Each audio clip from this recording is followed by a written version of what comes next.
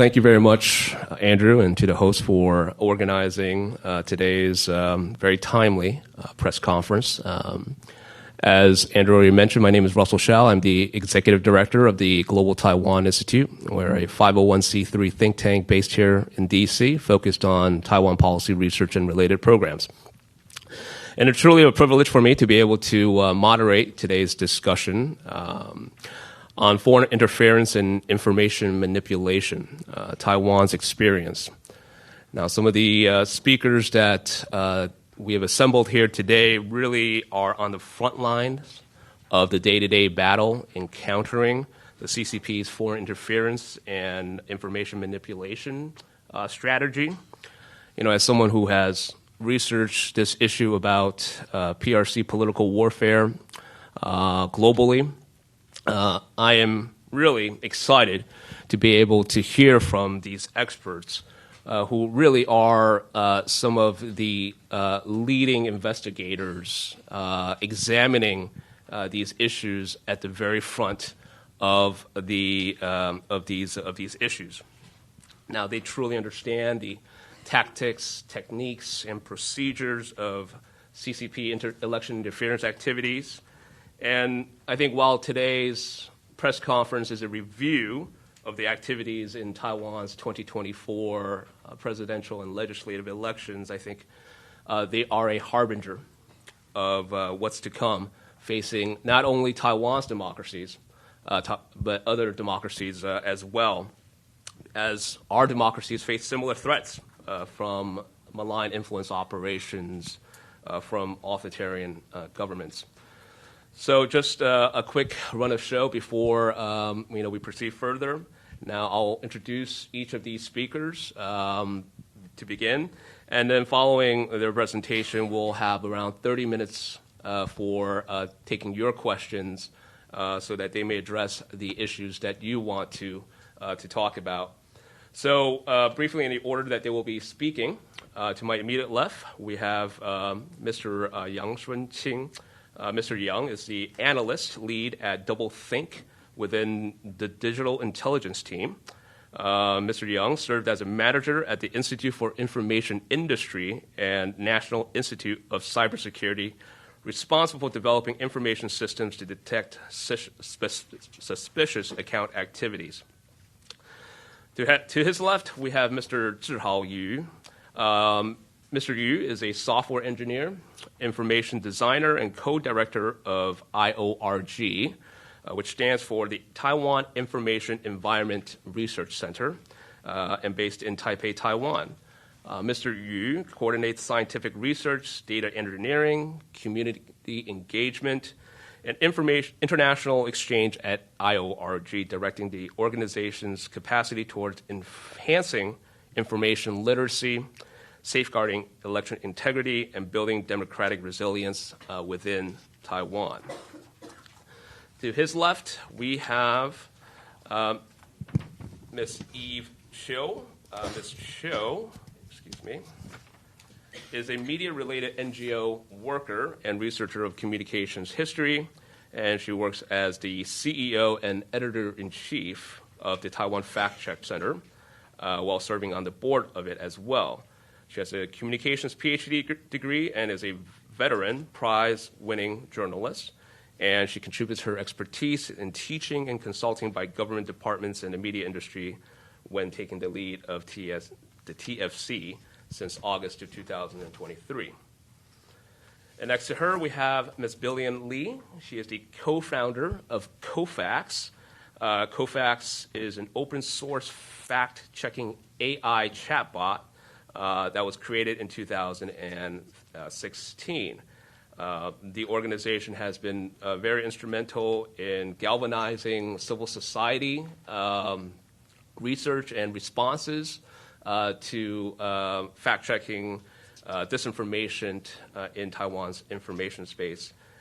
In addition to her many other outreach activities, she has served as a speaker at a number of international forums focused on disinformation, to include the Oslo Freedom Forum, at the Gov Summit, as well as the East Asia Democracy Forum, the Open Government Partnership Summit, and a number of other international conferences focused on these issues. She's also Director of the Board at the Foundation for the Advancement of Media Excellence and a founding member of Fake News Cleaner Association.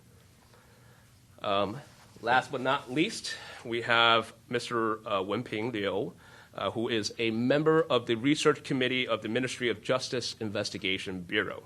Mr. Liu was formerly the Director of the Cross-Strait Status Research and Analysis Division Situation in the MJIB and the president of the Prospect and Exploration magazine, which is I believe, an in-house research journal published by MJIB and a real treasure trove of resource for researchers interested in how this investigative arm of the Taiwanese government is thinking and engaging on these many issues that we are going to be discussing today. And so since joining the Bureau in 1983, he has served as a base agent, team leader, section leader, deputy director, director, as well as a member of the research committee. So as you can see, we have really a wealth of knowledge here today. And so let me get off my soapbox here and turn it over to the real experts so that they can each provide their presentation on the various vantage points of the vectors of the PRC's threats in on foreign interference and information manipulation. So without further ado, let me turn it over to our first speaker, Mr. Yang.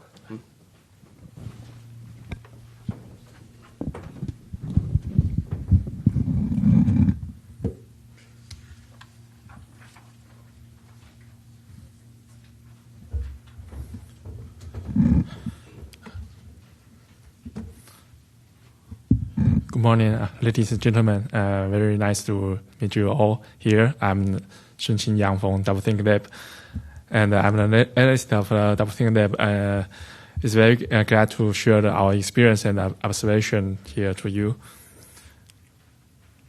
And during this election period, we Doublethink Lab established an observation group around 30 people, and the observation platform is hosting that the Taiwanese mainly people use the social media platform, and also the Chinese government-owned media and the platform used by Chinese people. And during this period, we document over 10,000 messages on internet, and also cooperate with other civil society group and the scholar to exchange our insight and finding in real time. And here is the timeline we document. You can see the upside is the online event, and beside the online event, we also observe that Chinese government, they also influence Taiwanese election through the audit of tax of elections, candidates' business, and some tourism promotion, and also use a statement of entertainment statement to influence Taiwan's election. Here's our key finding. We find that the main strategy of the PRC government is using to formation the negative image like the ruling party or their allies or the relationship between international to connect it to social issues inside Taiwan and rising people's fears. The technique they use is mostly use the social media platform. How they use it, that is via the fake accounts groups or the fan page at their administration located overseas. And we also find some employment about generative AI to verify their content, and also find the phenomenon on TikTok. We find some evidence that shows that they might hiring some influencer to spreading that their narrative with the same scripts. And we also conduct a phone interview and expo polls to assess the opinion of our citizens, and we finally find they did a part of public opinion of that based on their different political standing, they have a very different opinion about like the ruling party or relationship between United States. A well-known U.S. skepticism that claim that United States instruct or forcing their airlines to establish a biolab to develop a bioweapon targeting China that also appear in this election. Pro-China media says that they have a document ruling party discuss about this event, but later they are proven that's false.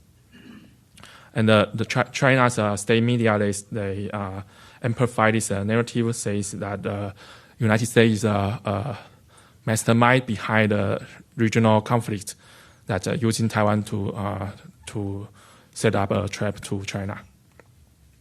And the import pork controversy, that's based on the narrative says that United States government, they forcing Taiwan to accept their pork from the pig races with ractopamine. And also that the United States is using Taiwan in their trading relationship. And that narrative is accepted in Taiwan. That's a Taiwanese government regarding public health and just trying to please the United States government.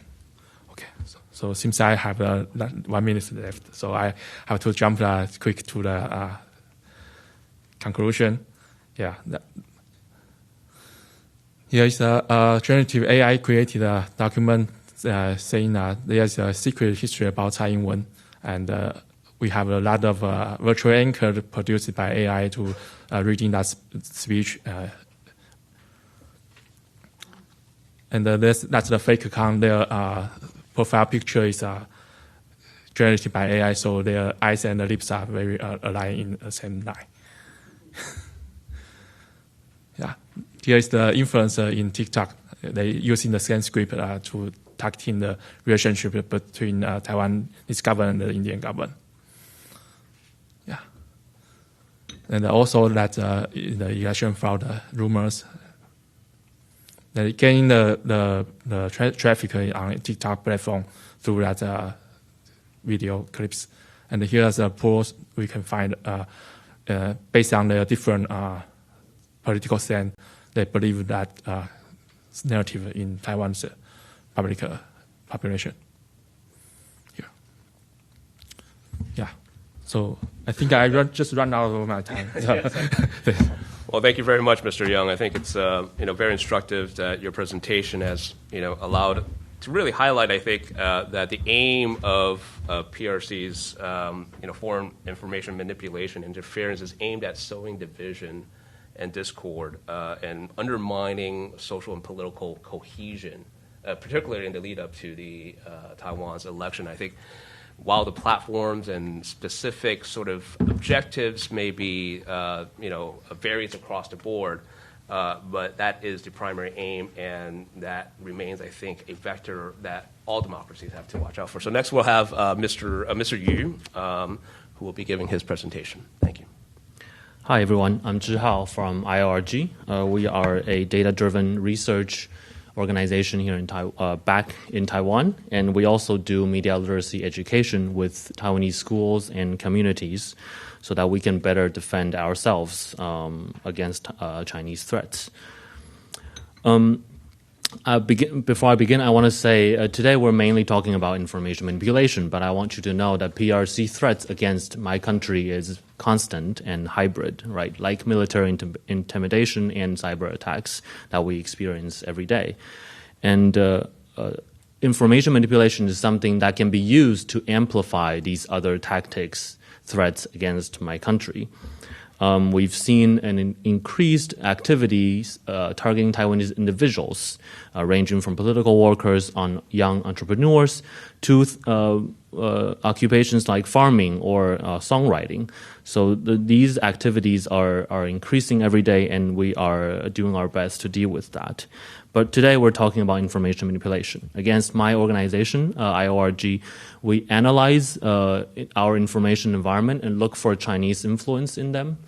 We also measured impact of Chinese activities in our information environment through national surveys, focus group interviews, and behavioral experiments, measuring people's support or change of support towards democratic systems. To us, PRC information manipulation is really creating an alternative worldview for Mandarin readers in Taiwan and across the world who speaks Mandarin will be influenced. Through these 5 strategies, we've tracked hundreds of narratives through our 4+ year of operation, looking at how Chinese are creating, amplifying these narratives, discrediting Taiwan's democracy, discrediting Taiwanese allies like the United States and others, and also glorify PRC as a powerful actor and democratic actor, quote, democratic actors in the world. These are some of the observable tactics that we've documented amongst Taiwanese civil societies, like adopting Taiwanese voices to discredit Taiwan, cultivate unofficial brands or personalities like influencers, like my colleague Mr. Yang was saying. During our past election, we've seen a commission by CCP actors in Taiwan to spread fake polls to try to sway public opinion. And of course, there's a report by Financial Times and the Reuters saying that the CCP is coordinating with our mass media in Taiwan, trying to orient our public discourse. Mr. Yang talked about U.S. skepticism. Yes, that's a major concern back home in Taiwan. Last year, we had the pleasure at GTI to publish our comprehensive report documenting at least 84 narratives on U.S. skepticism, discrediting the U.S. itself as a country, and also discrediting the Taiwan-U.S. partnerships. On the right, you can see some of these recent narratives talking about the U.S. is trying to destroy Taiwan and colluding with Taiwanese elites to sacrifice the people of Taiwan, trying to make people to trust our allies less. We also think that U.S. skepticism are a group of narratives that corresponds to other PRC propaganda to, again, sort of fortify and reinforce this alternative worldview that are being created by the Chinese actors. Recently, TikTok is an important debate topic in the U.S. We've recently done a data analysis study looking at what we call PRC proxy accounts on TikTok. These are accounts that does not appear to be official PRC media accounts, but disseminating highly similar or even identical content when compared with PRC media accounts on Douyin, the domestic version of TikTok, right? So because we've been building these data infrastructures for the past 4 years, we are now able to analyze these video content across different platforms. We have TikTok, who's used by us, and then we have Douyin, who's used by PRC nationals. And we compare these content and look for the sources of these content on TikTok that might be influencing our public, might not appear to be PRC state-backed, but actually they are. So, for example, this account that we found, it's called 2T Eggs. This is very highly specific, but just to show you what kind of sort of information laundering is happening across 3 platforms here. You can see on the left is the original video on YouTube, and then adopted by PRC media accounts on Douyin, and then on TikTok to the right. And then we can see, of course, these actors on TikTok amplifying the reach of PRC propaganda on international platforms. So I'm encouraging you to look at our website, look for the full references, and we're looking forward to the discussion later. Thank you very much. Thank you, Mr. Yu. I think it really helps to underscore the importance of technology that the PRC is utilizing to really infect the information streams within Taiwan, but just as well, though, I think technology is such a critical tool in countering these threats, and being able to utilize technology to generate the data sets, to analyze the patterns that go beyond our sort of immediate platforms that we can observe. And so that's very helpful. Thank you. Over to you, Ms. Cho.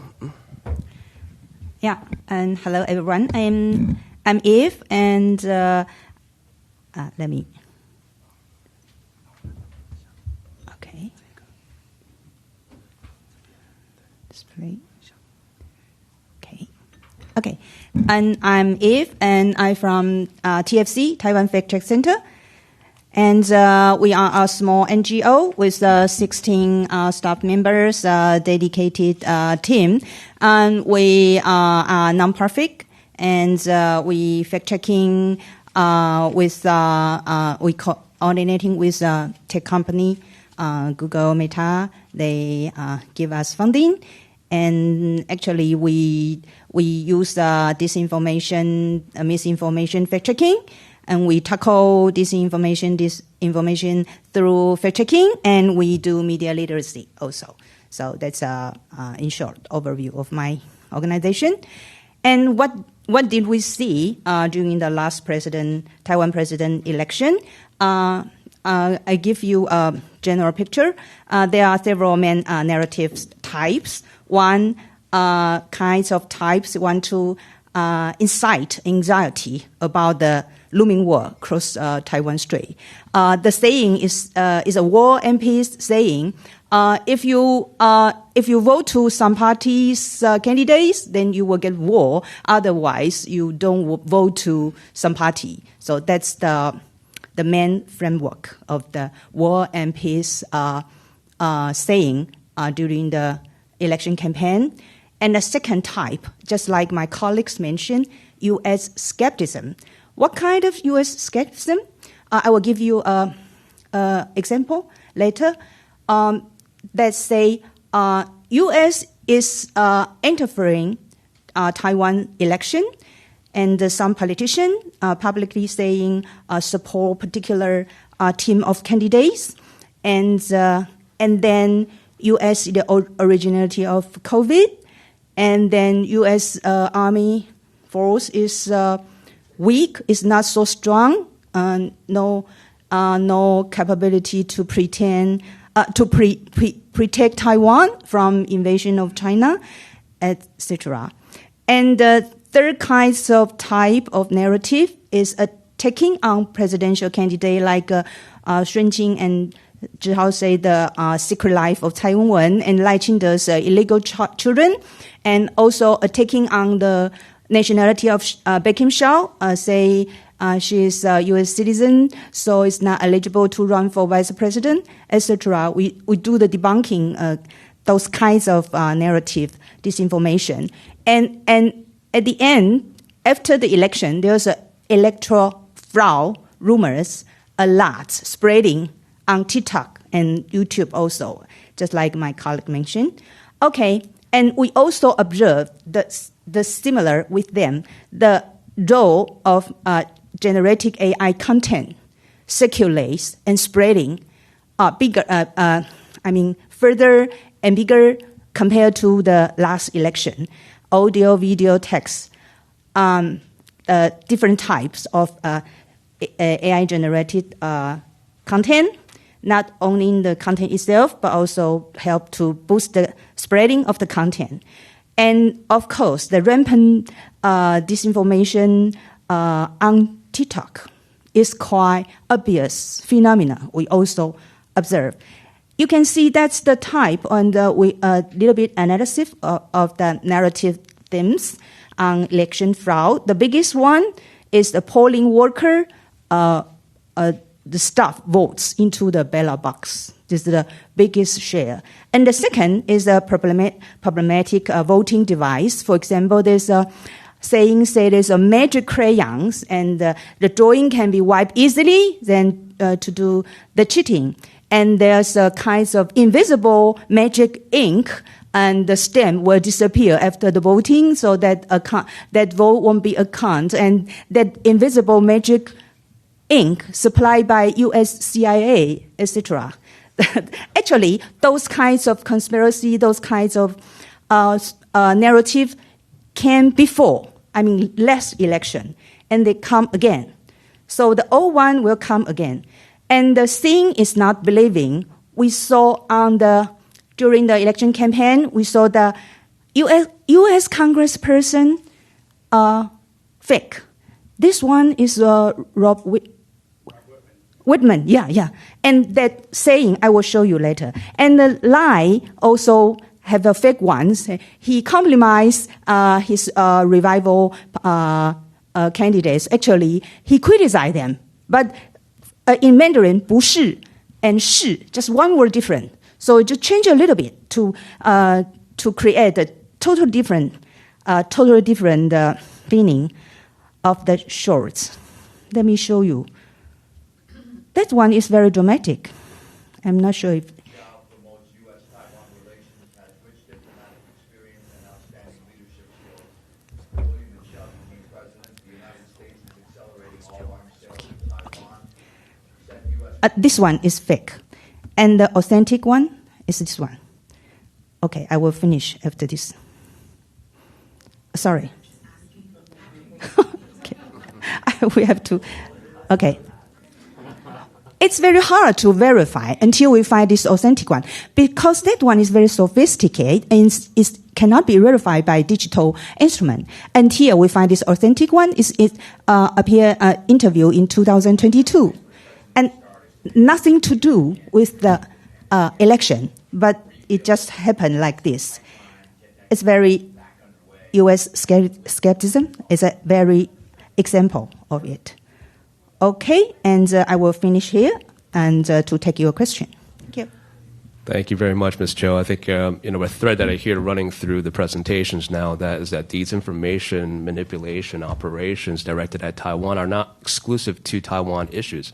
It is aimed at undermining also reliability, perceptions of the reliability of the United States as well. So being mindful of the fact that these attacks are not sort of focused on sort of endogenous issues within Taiwan only, but they are also undermining, the credibility and reliability of the United States in not only Taiwan, but this is observable in other places as well. Ms. Lee, over to you. Can everybody show this? Okay. Hi everyone, it's Billion. I'm from CoFacts. I published CoFacts in 2016.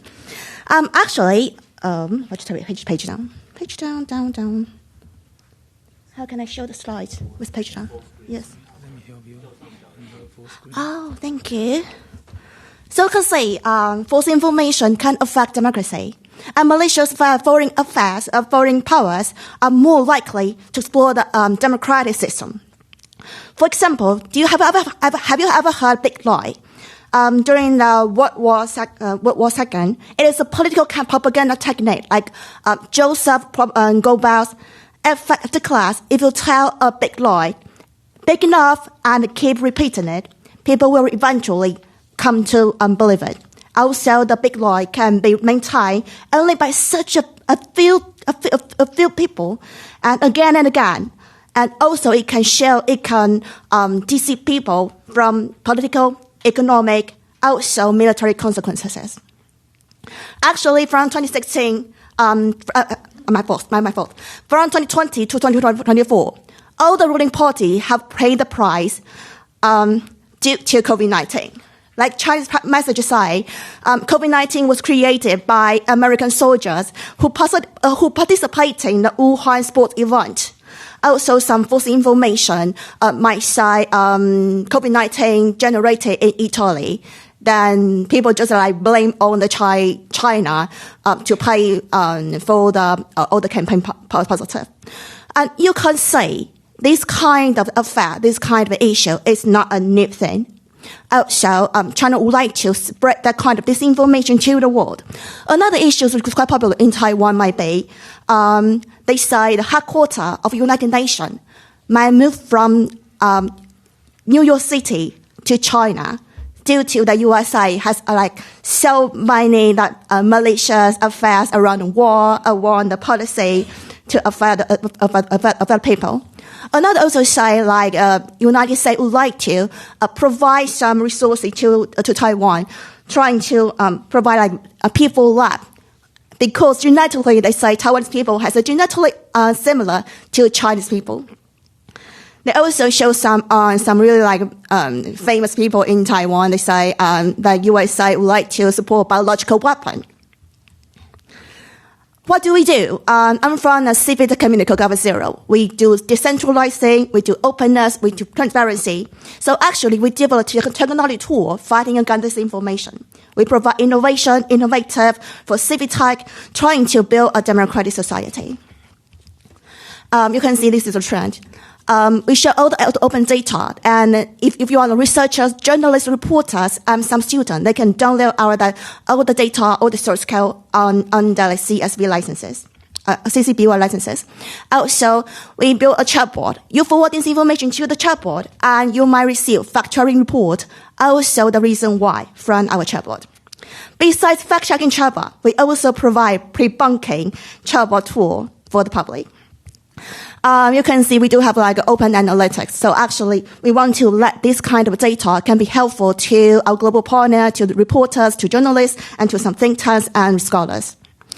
Take this for example. They say Donald Trump saying, actually, it's a fake video conducted by generative AI. They fake his mouth, his intonation, his speak, trying to say that China will defeat and trying to attack the U.S. Another might be like they put a fake Xi Jinping and saying like to promote like DPP William Lai Lai-ching does win. Actually, it also conducted by generative AI. We provide different kind of experiences, like we provide AI tool, we provide gamification and image fact check. Inside our database, you have a multimedia fact check. That means you can do fact check on video and audio and also text and pictures. We provide our database. Also, we provide bilingual toolkit. That means we can share our source code, make another platform in the country. For example, Thailand use our source code and make a Thai version already. So you can see our open source can help all our NGO and CSO partners. And we also provide analytics. And I'm looking forward to all the discussion with you all. Actually, we always need to believe every penny, every single place determine the future of ourselves. Thank you. Well, thank you very much, Ms. Lee, for keeping the time, especially. But nevertheless, I think it's very instructive, your presentation. The work that your organization does also as well, it underscores, it highlights how the PRC's malign influence is a whole of government strategy, and it requires a whole of society response. And I think, the works that many of the civil society organizations represented here, really underscores that response from Taiwan. That is a necessary ingredient in an effective response to the CCP's malign influence operations. Please, Mr. Liu, last but not least, over to you, sir. Ladies and gentlemen, my name is Wenmin Liu. I am the member of the research committee MJIBM. I am adjunct associate professor in the National Normal University in Taiwan too. So thank you for your invitation. Let me have the chance to present my research about cognitive warfare. Where is this? Which is this? Oh, here. Okay. Okay. Okay. I think the four elements of cognitive warfare. Cognitive warfare is organized by four elements according to my research. The first one is disinformation, which is make the true and false information to make difficult to distinguish the true from the false.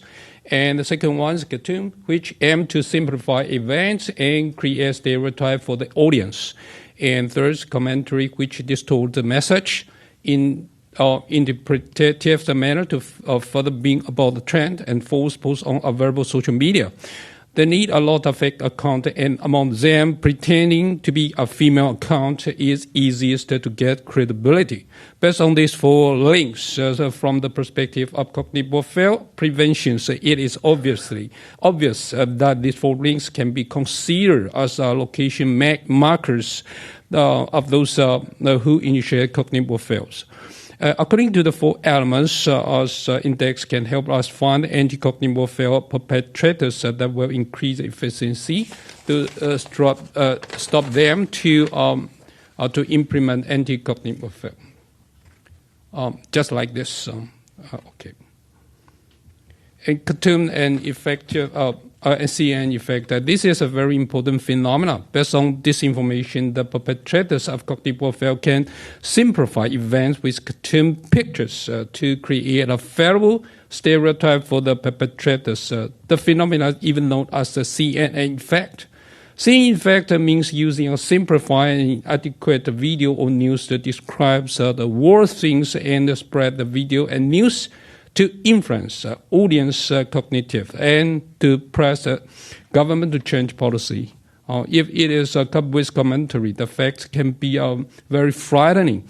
I personally call the short but critical cognitive and behavior change caused by seeing the effect is cognitive mutation. It is very common in Taiwan's general reaction, such robbery activity we call the 造势, or suddenly through all the disinformation against a certain candidate, so that the candidate cannot have, they don't have enough time to defend himself. We are aware of this phenomena, but it is not easy to prevent. And I think so our foreign friends must remind your government of this phenomena. And this is a social network nodes and connections. By analysis based on Duncan Ward's caveman concept, we can make a diagram to show such a typical social network like this. And when globalization is prevalent, the network can spread information all over the world. There are many nodes, and a large node means a large influence and can affect more people, and a small node means a small influence and can only affect a few audience. Big nodes have more powerful than little one, and individual dots is influenced by the node. And these are very interesting pictures with information network and not close to Taiwan Strait. This is what happened when the model of message dissemination presented in previous slides is applied to close the strait relations. It means that China wars of cognitive warfare, message must cross the Taiwan Strait and find local collaborators within Taiwan in order to be successfully disseminated. Of course, such a message could also be imported from other countries, but it would still have disseminated through local collaborators in Taiwan. And now we talk about the local collaborators. Just like we know, the interactive number on all platforms are likely to include a significant portion of robots and click form or content form operations. The robots are not granted, that means cannot let audience touchings. Therefore, the importance of local collaborator is highlighted. The local collaborator can become a good storyteller. The good storyteller can tell good stories which can touch the local audience. Robots and outsiders cannot. Therefore, the enemy need local collaborators. The local collaborators are very important element of cognitive warfare practice. Okay, maybe I don't have enough time. Okay, maybe, okay. This is collaborators relationships, and I think the MJIB have the research cognitive centers. We will give a lot of information to everyone if you have the interesting about this. Contact with us. Thank you. Thank you very much, Mr. Liu. And I think how the speakers were assembled is very appropriate that we concluded also with Mr. Liu from MJIB, because as you've heard from all the civil society perspective, that is a necessary but perhaps insufficient element in terms of countering the type of whole government, whole of society strategy that a PRC is engaged in. And so all the more important that there's stronger and better, more efficient public-private partnerships within Taiwan, between the civil society and the government, but also internationally between governments and also civil society as well. So we have around 22 minutes for Q&A. I can't imagine being in a room full of journalists that there won't be any questions, so I'm expecting a lot of questions here. So let me turn it over to the floor and our host in terms of how you want to address the question. All right, so let's maybe take them in batches. So this gentleman here, and this gentleman here, and then in a second row, and then we'll move backwards. Please, sir. Yeah, thanks. Patrick Tucker from Defense One. On this point about the use of influencers to spread specific election disinformation campaigns, I wonder, Is that a conclusion that you reached just watching the content that they created, or can you? Is there a way using open source material to connect specific influencers back to PRC support outside of specifically the content that they're producing? Thanks.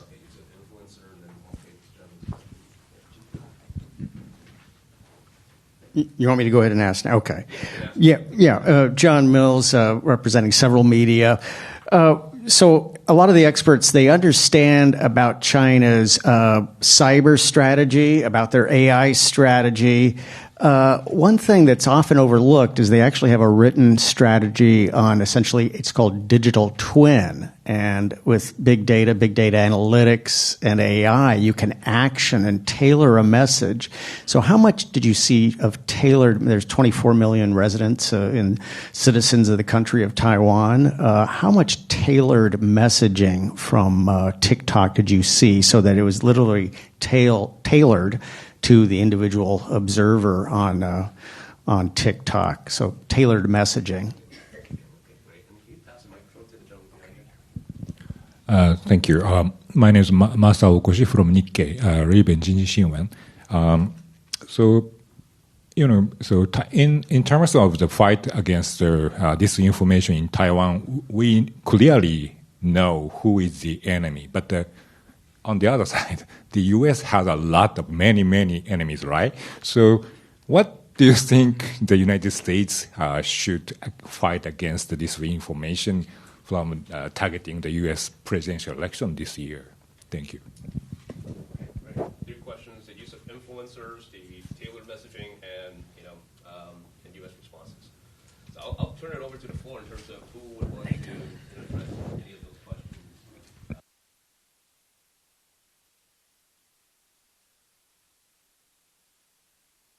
Hi. First, I would like to discuss the first question about the influencer support. Among the influencer, actually, you can see those disinformation and content by the influencers. It's not always conduct by state-sponsored content, actually.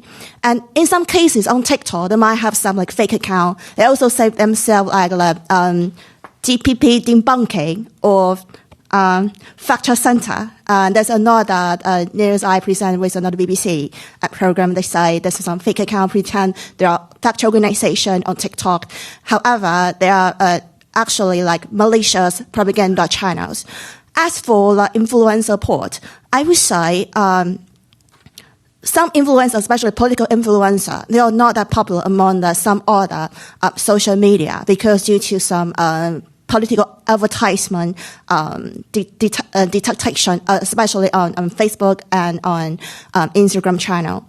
And another might be, the second is? Tailored messaging. Oh, tailored message. For those AI content or state-sponsor and tailored messages, around 10% actually. And I did a post last November. I asked Taiwanese individual, how do you think where this information come from? Actually, around 85% of Taiwanese people think of China produce the most political propaganda on those social platforms for the public. However, those tailored messages, I would say they will pretend they are generating in other places. And what's the Japanese one? How do we U.S. response? Last year, Slovakia also had another election, and Taiwan has election in this January. From the American side,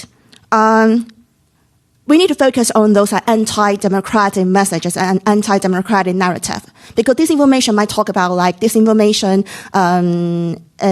It's not existent. Or they would say, USA promote the most propaganda. Actually, I had another conferences in Sydney.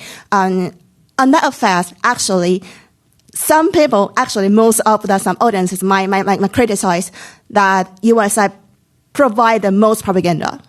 However, they would say, if you, among the Asia Pacific, people might think of disinformation or propaganda generated in China. But if you put that in European, people might think of that might be Russian Federation. However, besides these two options, people have other options like we think of like USA promote the most propaganda in the world.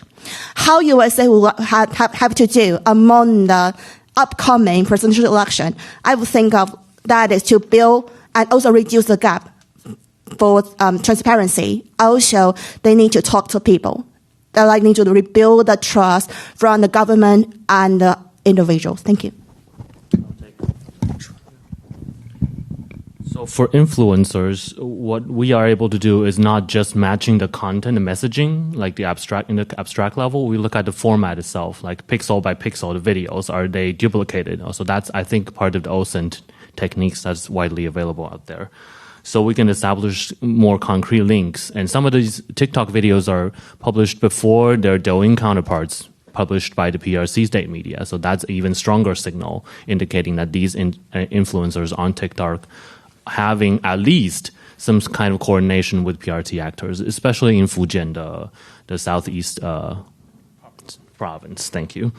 For Taylor messaging, let's say YouTube, for example, there's strong indicators suggesting echo chambers happening on YouTube surrounding all kinds of public issues, political discussions in Taiwan. And I think, well, we can already observe, although limited footprint, but PRC actors using that existing sort of ecosystem to spread their messaging.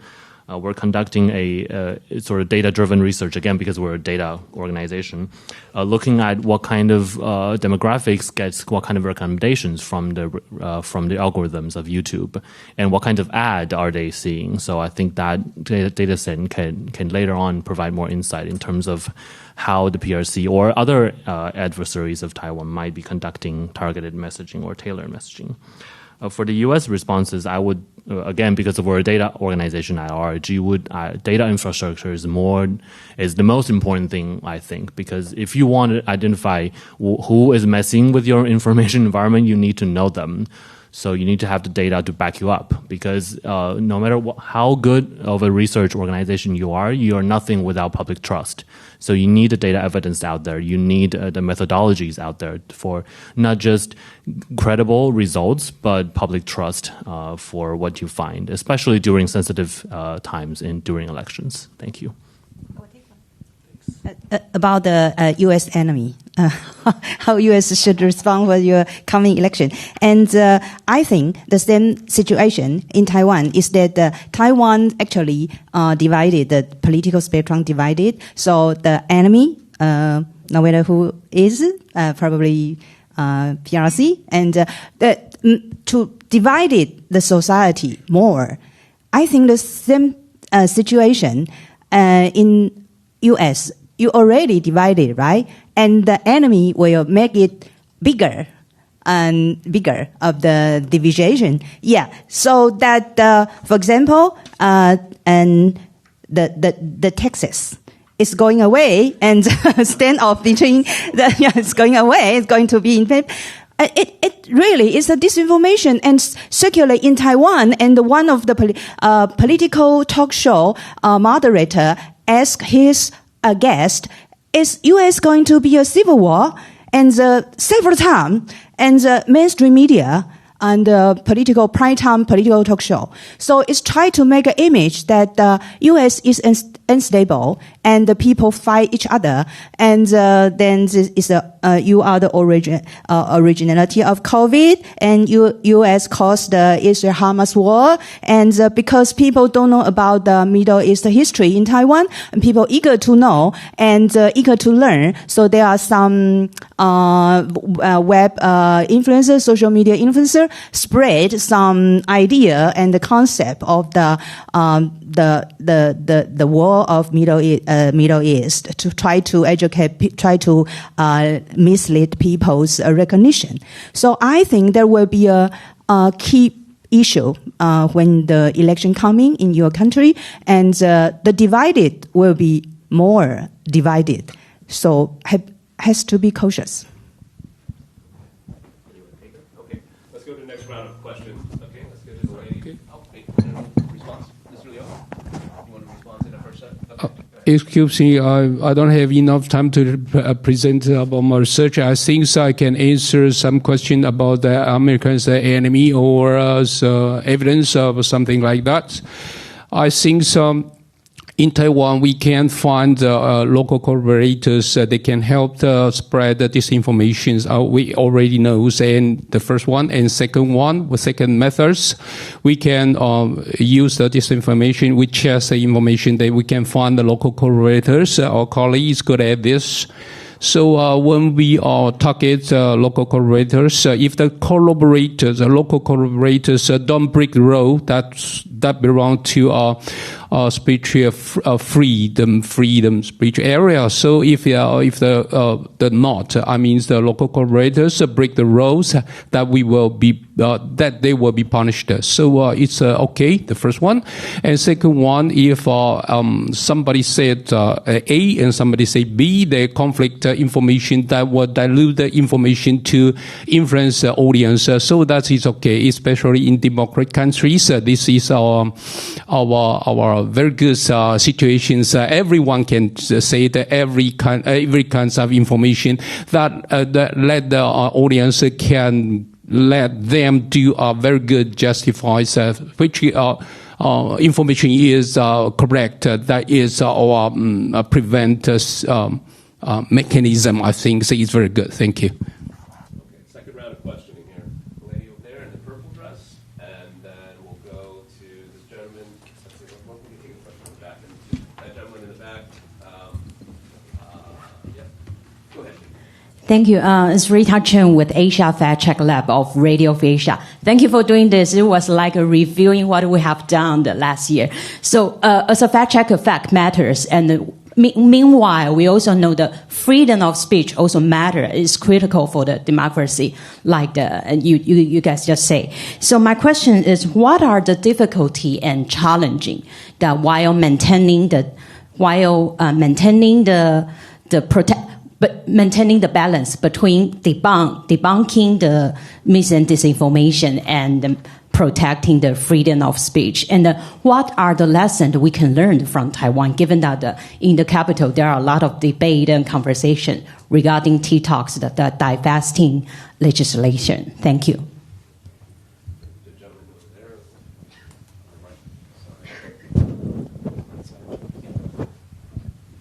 I'm just trying to get some balance of it. The gentleman in the back. Hi, thanks so much. Josh Keating from Vox.com. This is sort of related to that last question. Given the debate over TikTok here in Washington, do you see any evidence that that platform is deliberately promoting misinformation or sort of pro-PRC messaging?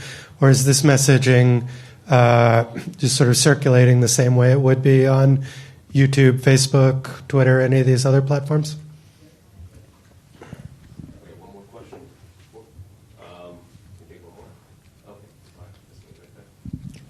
Yeah, hi, Ellen Nakashima with the Washington Post. Whether you're talking Russian disinformation, Chinese disinformation, domestic disinformation here, it's always hard to gauge the actual impact, right? Connect the content of the info op to the impact it's having, whether it's to try to influence an outcome or just sow discord, confusion, distrust in the general media. So I want to know, how much research, empirical research, have you been able to do to gauge the actual impact, influence, how consequential has the efforts by the PRC or PRC allied actors on social media in Taiwan? And secondly, how much do you assess that the efforts of civil society groups like yours or the government how effective have they been at countering that, right? So it's the countering the message. Has that, because in the end, the election turned out pretty well, right? In the law, and at least at the presidential level, people didn't buy the PRC message. So to what do you owe that? Okay, so research question, the balance between debunking and freedom of expression, TikTok, and then followed by the effect impact as well as the countermeasures. I'm Doublethink Lab, and we do phone polls and exit polls, and we finally find that a lot of opposite party supporters, they do really believe that kind of conspiracy narrative that United States use Taiwan to piece off China and the mastermind of the regional conflict. So I think for my opinion, I think the countermeasure will be we must to establish some competitive narrative against that kind of narrative, but not just tracing that disinformation artifacts.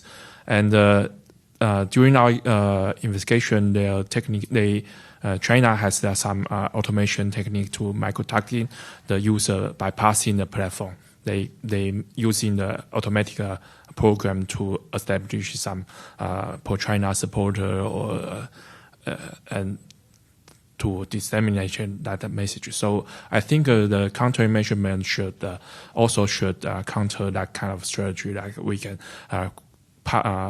disseminate the message get through the echo chamber on social media and consistency.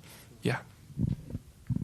Okay, so on the freedom of speech topic, again, data, evidence, right? Data, methodology, evidence, those are very important in sort of the reasonable public debate, right? Because why we do this is because we want a healthy democracy. It's not because we want to get rid of something or we don't want something in our country. Well, we want a healthy, functional debate of our country's direction. So data, civil society first. Right, I think this demonstrates that freedom of speech is an issue that's sometimes only the civil society can deal with.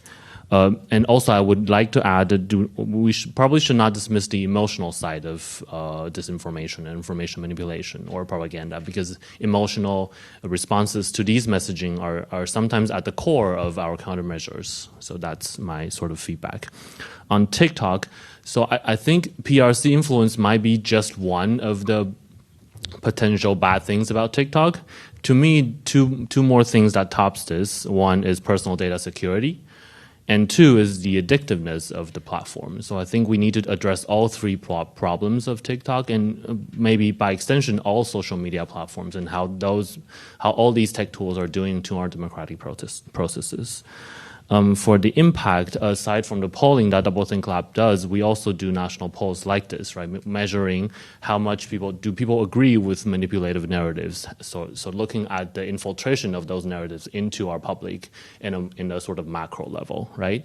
And then we do focus group discussions and interviews looking at individual communities and how information manipulation are affecting the healthiness of those communities. Are they fighting more? Are they talking about public affairs more or not, or less? And finally, behavioral experiments, right? We need to figure out how that is reaching from our phone to our minds and how that is changing our perception of the world, how that is damaging our shared reality, right? A lot of the problems is because we no longer share a shared reality, so that we can't focus on a lot of issues that's ahead. So that's my 2 cents. Thanks. I would pick one. I think, generally speaking, the transparency is very important, because just talking about the freedom of speech, but actually the tech companies' algorithm is not so transparent.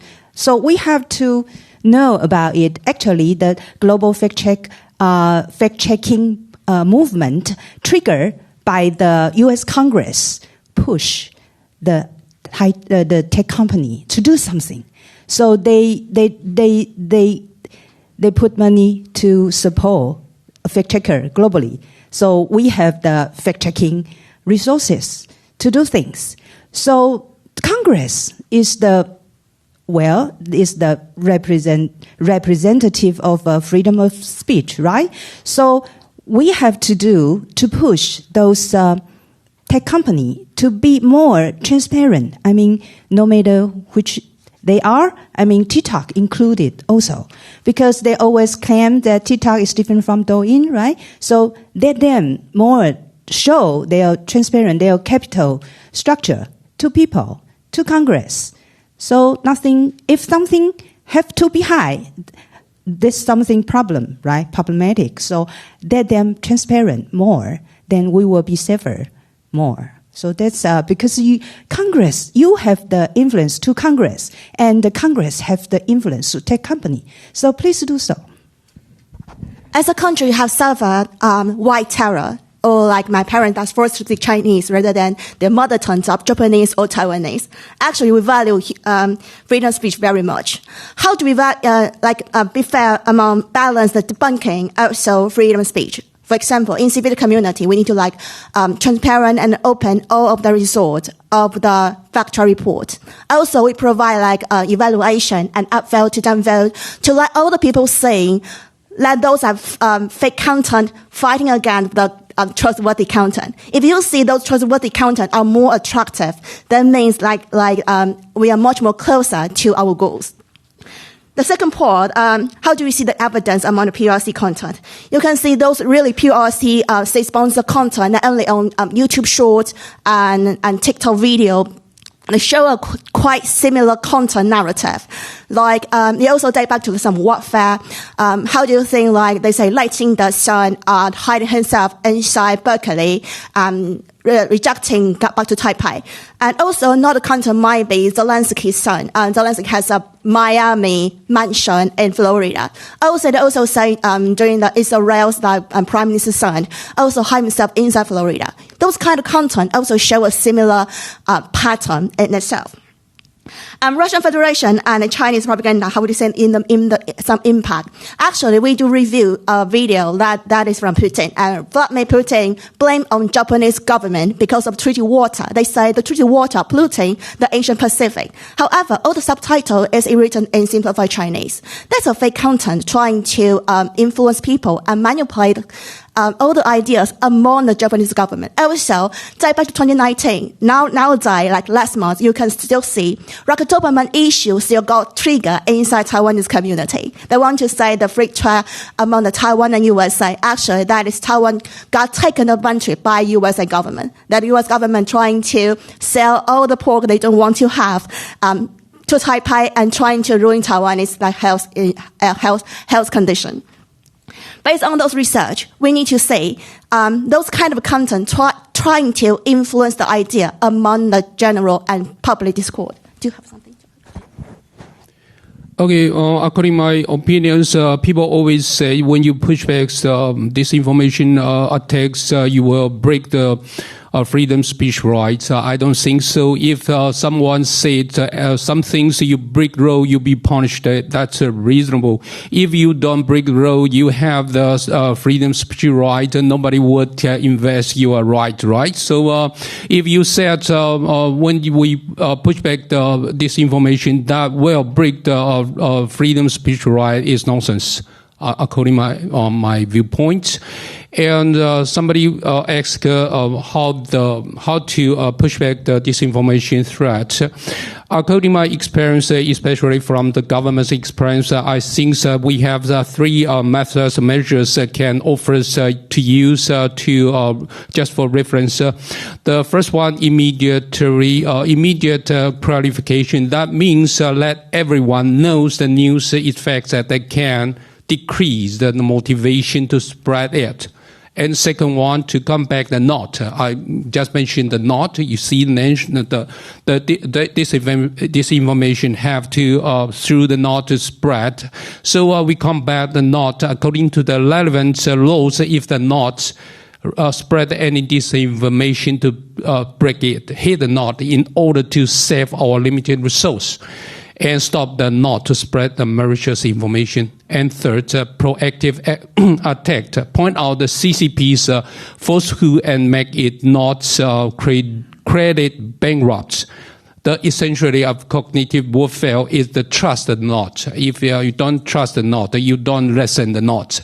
So if the knot loses their trustworthiness or credits, they can do nothing. Therefore, it is very, very important to attack the trust of the enemy knot, especially local collaborators. This is my opinion. Thank you. Final comment, Christopher. On the freedom of speech thing, I think it's also worth considering access to credible information is also digital human rights, right? So how techno and political authoritarianism is reducing that right is also, I think, credible to add to the conversation of human rights. Thank you.